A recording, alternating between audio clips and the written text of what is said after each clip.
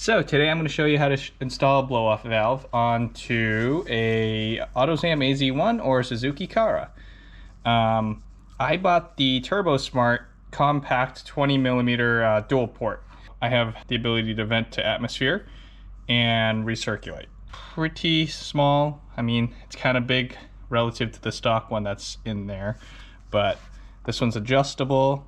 This nipple just spins freely, so you can adjust it so your little boost line can go wherever it needs to go, the vacuum boost line. And then you can turn this to the right to make it harder, or turn it to the left to make it softer, to adjust for this engine's needs. So you can see we are in the engine bay. The blow-off valve is right there. I'll point it out so you can see it. Camera shadow is killing us. Alright, so the stock blow-off valve is this thing right here. See this round thing with the little spring clip on it? This right here is the stock blow-off valve. It's right inside here. You can kind of reach it to push it from this side to probably unclip it, but the hoses are on the other side. I'm going to bring you to the other side so you can see it. On the inside, I have the access panel already open. It's a panel that's here. It has 6 bolts. You undo the 10mm bolts and this panel comes out, and this is your rear access or front access of the motor. It's a little tough to work in here with the light and actually show you what the hell's going on back here. This is our turbo right there, and that pipes out into here, goes through, goes into the intercooler, comes out on the cold side and goes to the throttle body going that way. This right here is one of the hoses for the stock blow-off valve, and it looks like this one is the other one. So these two, oh man, this one and this one, you will have to unclip them up there. I might just take this hose off just to get it out of the way. Let me just go do that real quick.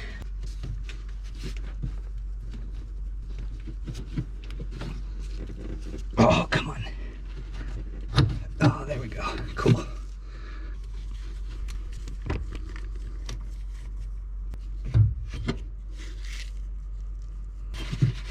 Clean the connections a little.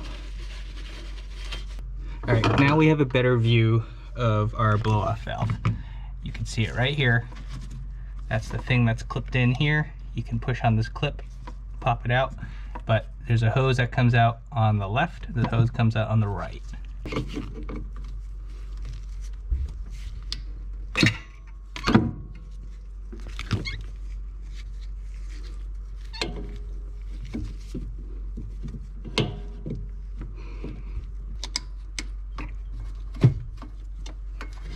Oh,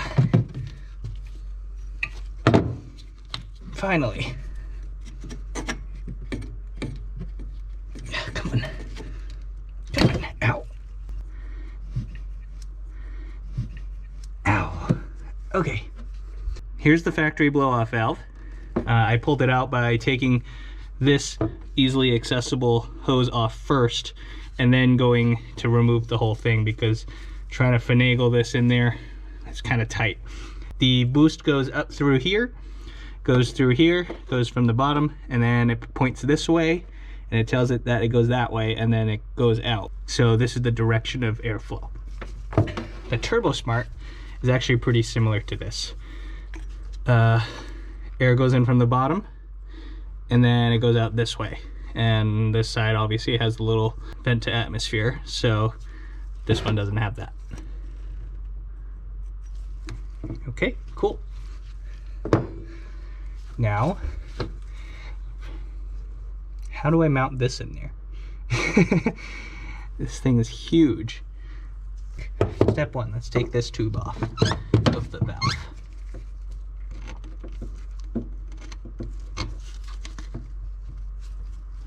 I wish I had another hand.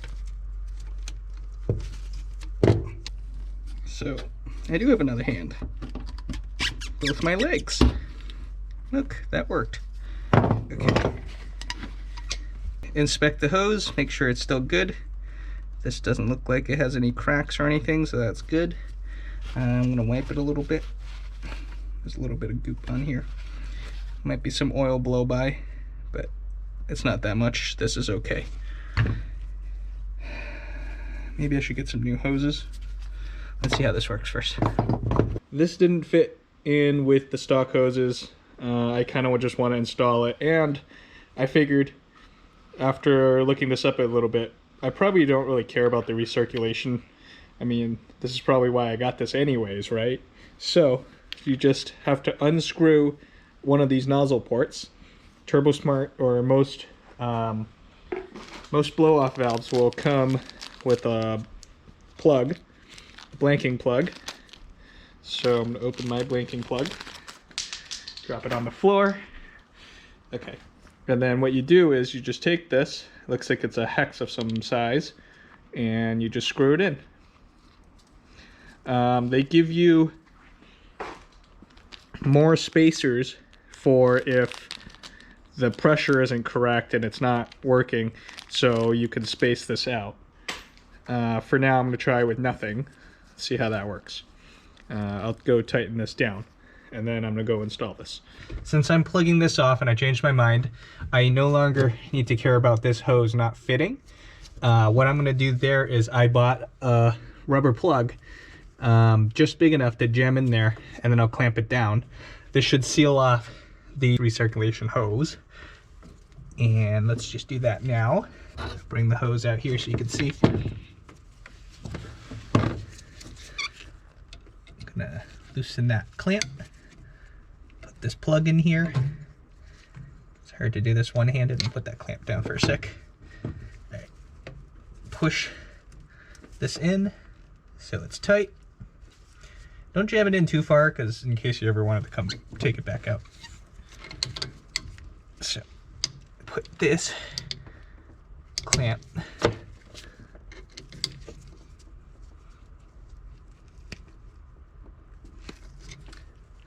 right.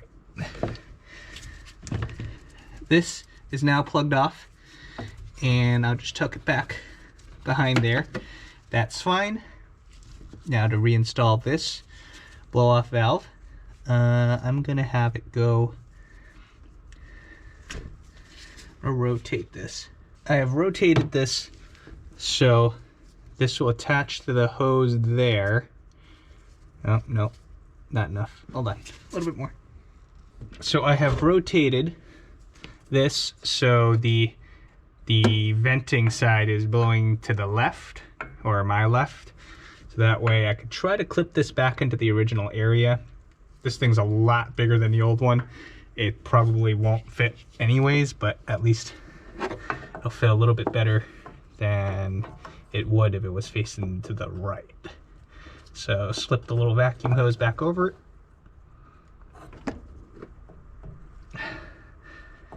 Make sure it's snug. Okay. And get this hose back onto here.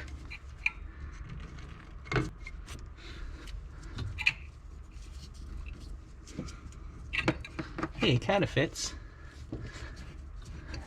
Not really. Actually, after a little finagling, I seem to have gotten it to fit on the stock mounting location with the original clip. You can kind of see it in there. It fits just fine, and that should be good long term. Put these hoses back on.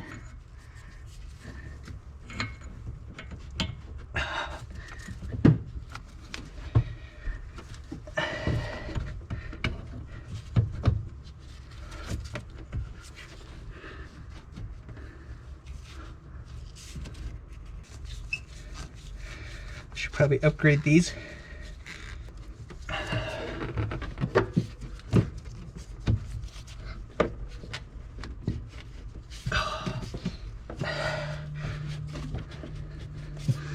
Okay, there you go.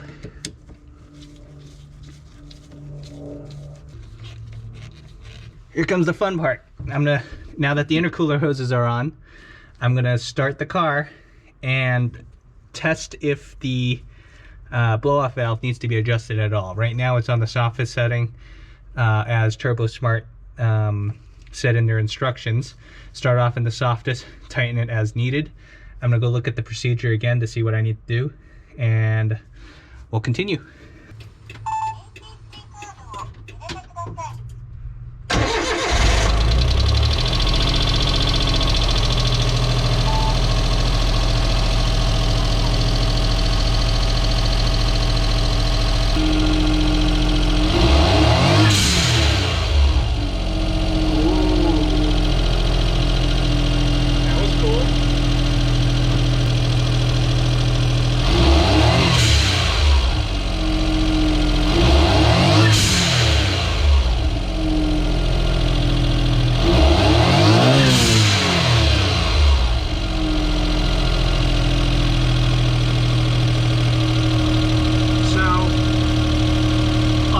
Setting, maybe a little bit of a turn more, it seems to be working.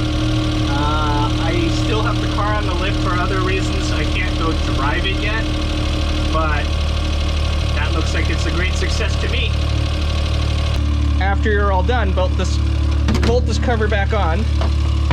Well, bolt it on the right way. Wow, that actually covers up a lot of the noise. This thin little piece of metal.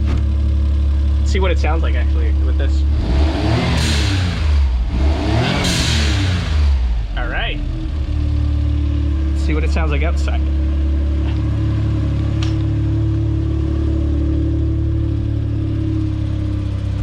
I'm gonna put you guys right here.